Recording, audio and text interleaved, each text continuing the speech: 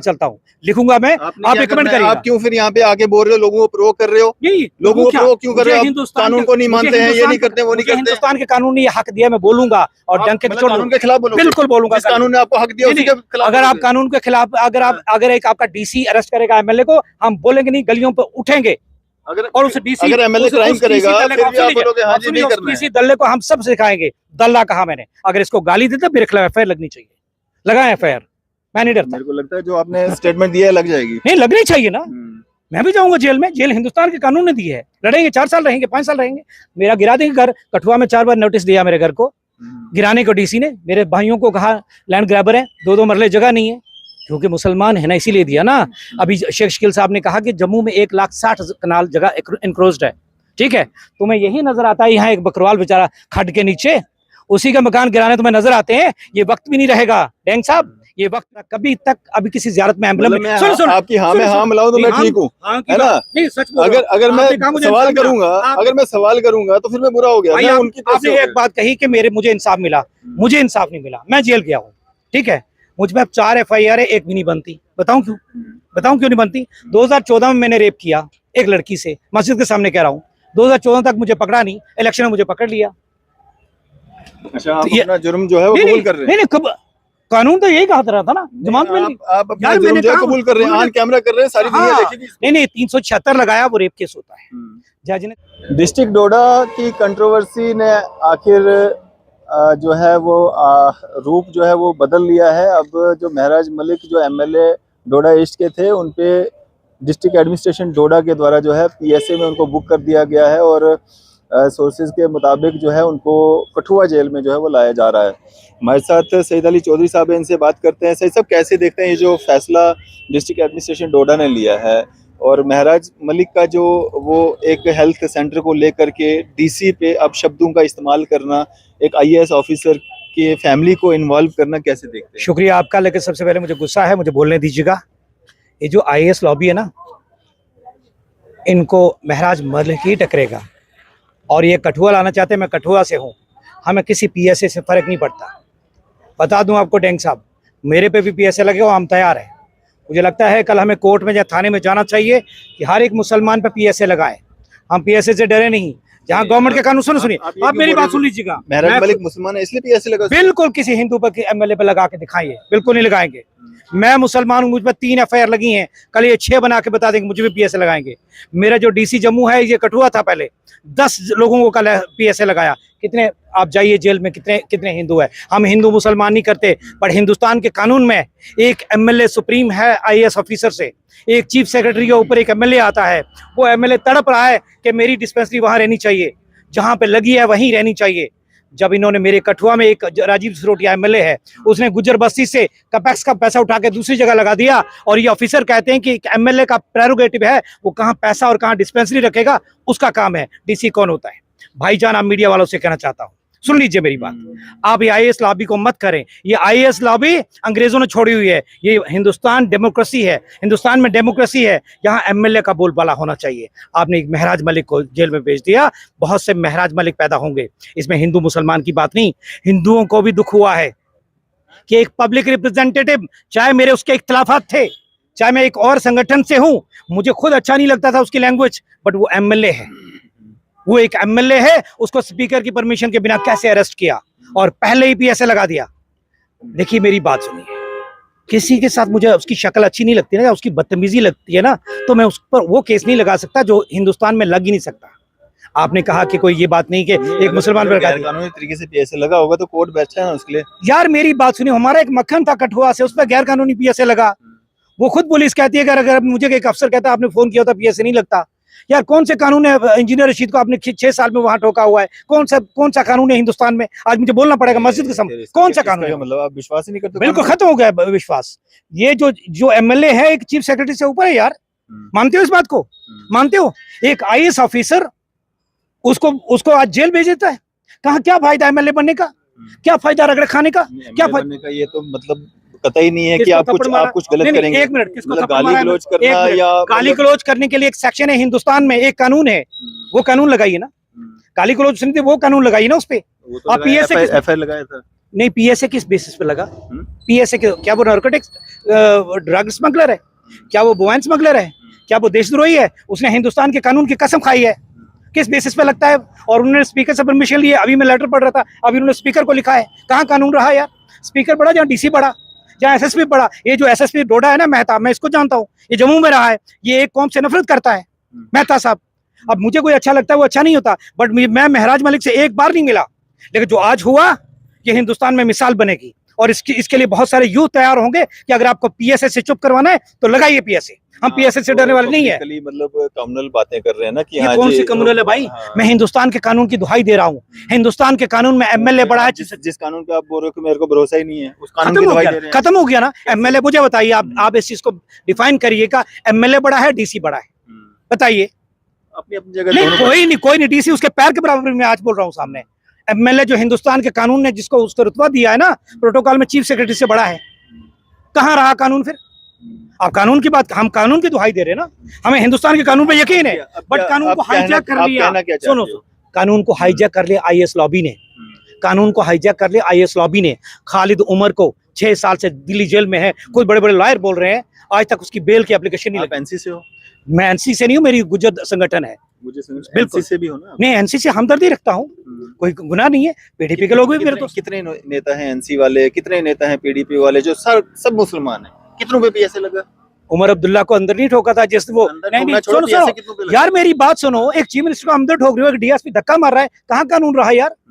वो बताइए। मैं वही कह रहा हूँ, कानून रहा कहाँ? हिंदुस्तान का कानून सबसे खूबसूरत कानून है। उस कानून को हाईजैक कर दिया आईएएस लॉबी ने। ये हरविंदर सिंह या दूसरा सिंह, जहाँ कोई मुसलमान शाहिद वगैरह दूसरा तीसरा हमें डरा नहीं सकता। ये हिंदू मुसलमान की बात नहीं, ये आईएएस लॉबी चेयर का दाड़ा है। हम उसके खिलाफ है, हम सिख के खिलाफ नहीं है। जो महराज करता है वो आपको बिल्कुल सही लगता है? जो महराज गरीबों के लिए लड़ रहा है, महराज गरीबों के लिए लड़ रहा है। महराज के पास सुनो महराज के पास इतनी पावर है अपनी कंस्टिट्यूएंसी में। मेरा एमएलए बीजेपी का हीरानगर में, मेरा नहीं चलना चाहिए, उस एमएलए का चलना चाहिए। जहां वो चाहे वहां पैसा लगे, जहां वो चाहे वहां डिस्पेंसरी लगे। MLA Hiranagar BJP Vijay Kumar Sharma. मैं कौन होता हूँ? मेरा डीसी कुछ नहीं कर सकता, वहां विजय कुमार का ही चलेगा। तो और डीसी के लिए गालियां नहीं निकालते हैं, एडमिनिस्ट्रेशन में गालियां नहीं निकालते? उनकी मानते हैं ना यार, वो कोई डीसी ऐसा बीजेपी नहीं करता। यहाँ देख लो इस एरिया में, यहाँ देख लो एमपी एक गुजारिश करता था फॉरेस्ट वालों से, और बीजेपी का एमएलए आया तो भाग गए सारे पुलिस वाले, सारे फॉरेस्ट वाले भाग गए। यार ये मैं आपको आप डेंग साहब, आपको मैं मीडिया वालों से एनसी वाले भी नहीं निकालते हैं गालियां एडमिनिस्ट्रेशन को? नहीं, गाली क्या भी नहीं सुनिए, उसने यही कहा कि डीसी क्या है, ये गाली है? तेरे मुंह पे थूकूंगा? नहीं, सुनिए तो डीसी को अगर मुंह पे कोई बोल देगा तेरे मुंह पे थूकूंगा, एक मिनट, अगर मेरी बात सुनो, अगर उसने कहा कि तेरे मुंह पे थूकूंगा, उसकी सेक्शन होगी, कोई हिंदुस्तान का कानून डिफाइन करता होगा ना। वहीं पे आप जब कानून को मानते नहीं हो, कौन जाने दो अंदर पीएसए लगा। कानून को मानते हैं, कानून को मानते हैं। कानून 4 बार बोल दिया यहाँ पे कानून को नहीं। कानून का यकीन खत्म हो गया। कानून है, कानून का यकीन खत्म हो गया। कोर्ट कचहरियां इसीलिए तो है ना। कहाँ कोर्ट कचहरियां यार? किस कोर्ट कचहरी की बात कर रहे हो? जहाँ से लोगों मेरे को पास इंसाफ मिलता है। किसको मिला इंसाफ? बताओ। वो तुमको मिलता है, मेरे को मिला है, मेरे को मिला है। आपको मिला होगा, मुझे नहीं मिलता। मुझे नहीं मिला तो मैं क्या नहीं, सुनो, आपको इसीलिए मिला होगा, मीडिया वाले हैं। अगर दो मुसलमानों को इंसाफ मिल गया, इसका आपको किसने कहा कोर्ट में मीडिया वाला चलता है? एक मिनट, एमएलए को अरेस्ट करने की पहले डेफिनेशन क्या है बताओ? कौन कर सकता है एमएलए को अरेस्ट? वो जानेंगे, एडमिनिस्ट्रेशन जानेगी किसने क्या किया। क्यों जाने? आप अगर अपना कानून जान सकते हो, महराज मलिक का भी सुनाओ कि एक एमएलए जो है डीसी अरेस्ट नहीं कर सकता जब तक स्पीकर परमिशन ना दे। ठीक है, परमिशन थी, एक परमिशन वाज ग्रांटेड देयर। नहीं, वो कानून नहीं है। क्यों? महराज मलिक, वो डेंग और सईद को अच्छा नहीं लगता? जो सईद और डेंग के साथ अच्छा, वो अच्छा है। कब बोला मेरे को अच्छा नहीं लगता? नहीं, आपने कहा मेरे साथ इंसाफ मिला है, मुझे इंसाफ नहीं मिला। मेरा एक एमएलए है, बात कर रहा हूं, कोर्ट से मेरे को इंसाफ मिला है। मैंने कहा कौन सा कोर्ट यार, कौन सा कोर्ट है? उमर खालिद कितने साल से जेल में है? कौन सी धारा लगी? कोर्ट डिसाइड करेगा ना, जज डिसाइड करेगा। मैं और आप डिसाइड करेंगे। फातिमा बेगम एक 4 साल से जेल में है, दिल्ली जेल में। वो हिंदुस्तान के कोर्ट में अपील कर रही है। भैया क्यों नहीं मिला? पूछो ना आप मीडिया वाले, क्यों नहीं मिला? कौन सी दफा लगी? कोई दफा नहीं है। मतलब आपको कानून पे भरोसा नहीं है? कानून सीधी बात बोलिए ना। खत्म हो रहा है, खत्म हो रहा है। हो रहा है। आज जो एमएलए अरेस्ट किया, एक बहुत बड़ा सबूत दे दिया जेएनके में। एक चीफ मिनिस्टर को आपने धक्का मार के अंदर लगा दिया कुछ दिन पहले। कानून पे आपका भरोसा खत्म हो रहा है। इसके बाद क्या? इसके बाद फिर आप क्या यार, दुनिया में जैसा हुआ वैसे ही होगा, जो भी होगा। अब मैं ये कहूंगा कि मैं कानून को हाथ में लूंगा। हम कानून को बहाल करवाएंगे।